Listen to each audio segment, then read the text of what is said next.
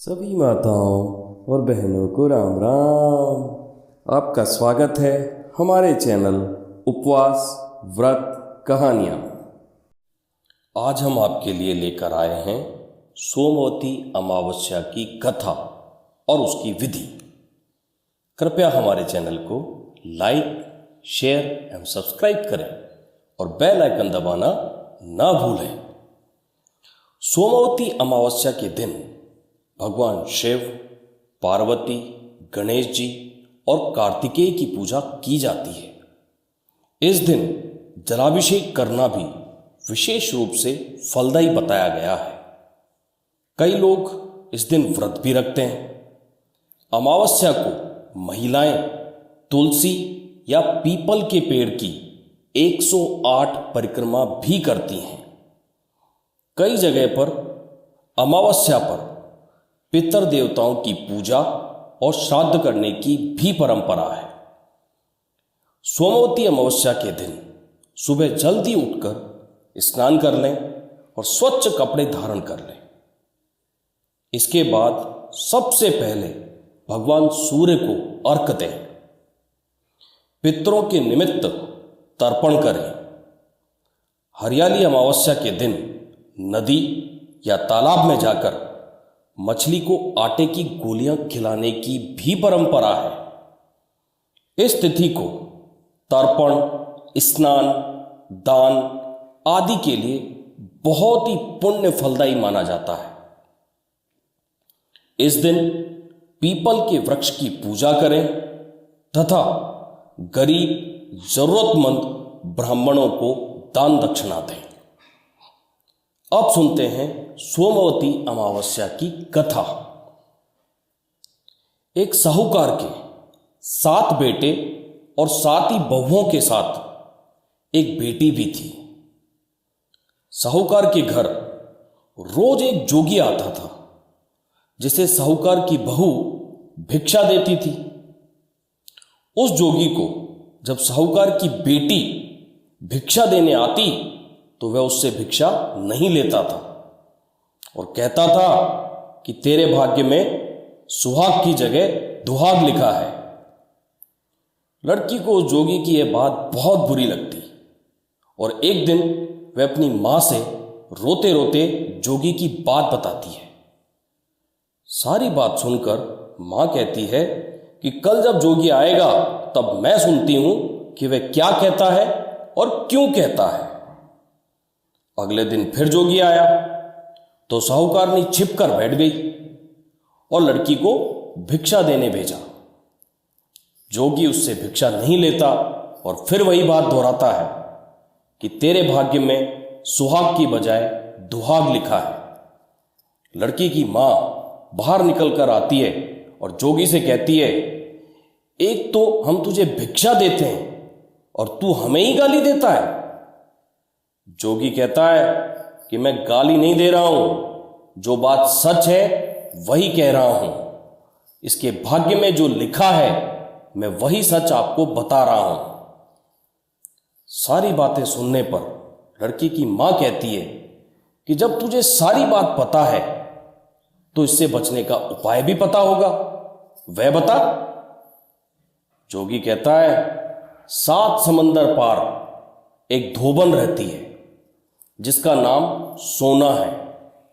वह सोमवती अमावस्या का व्रत करती है।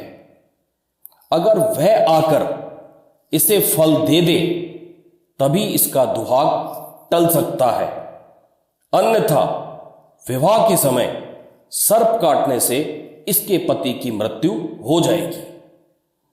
सारी बात सुनकर मां रोने लगी और सोना धोबिन की तलाश में निकल गई।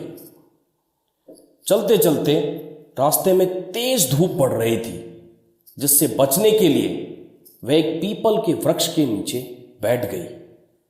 उसी वृक्ष पर एक गरुड़ के बच्चे अपने घोंसले में थे। तभी एक सांप आया और गरुड़ के बच्चों को खाने के लिए लपका, लेकिन साहूकारनी ने उस सांप को मारकर बच्चों की रक्षा की।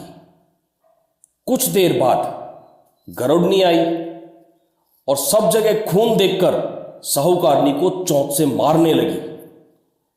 साहूकारनी बोली कि एक तो मैंने तेरे बच्चों को सांप से बचाया और तू मुझे ही मार रही है। सारी बातें जानने पर गरुड़नी बोली कि तूने मेरे बच्चों की रक्षा की है, इसलिए मांग जो चाहती है। साहूकारनी गरुड़नी से कहती है कि मुझे 7 समंदर पार सोना धोबिन के यहां छोड़ दो, और गरुड़नी ने वैसा ही किया। साहूकारनी वहां पहुंच तो गई, लेकिन सोचने लगी कि इसे कैसे मनाऊं। सोना धोबिन की भी 7 बहुएं थी, लेकिन घर के काम को करने के लिए सदा आपस में लड़ती झगड़ती रहती थी। रात को जब सब सो जाते तो साहूकारनी आती और चुपके से सारा काम कर उजाला होने से पहले चली भी जाती। सारी बहुएं भी आपस में यही सोचती कि कौन सी बहू है जो सारा काम कर देती है, लेकिन एक दूसरे से पूछने की हिम्मत किसी की भी नहीं होती। काम करने की बात सोना धोबिन ने भी देखा कि आजकल बहुएं लड़ती भी नहीं है और काम भी सारा हो जाता है। सोना धोबिन ने सारी बहुओं को बुलाया और पूछा कि आजकल तुम लड़ती भी नहीं हो और घर का सारा काम करता कौन है। बहुएं सास से झूठ कहती हैं, लड़ाई करने से क्या फायदा, इसलिए हम मिलकर काम कर लेती हैं। सोना धोबिन को अपनी बहुओं की बात पर विश्वास नहीं होता और वह रात में जागकर स्वयं सच देखना चाहती है कि कौन काम करता है। रात होने पर सोना धोबिन छिपकर बैठ जाती है कि देखूं कौन सी बहू काम करती है।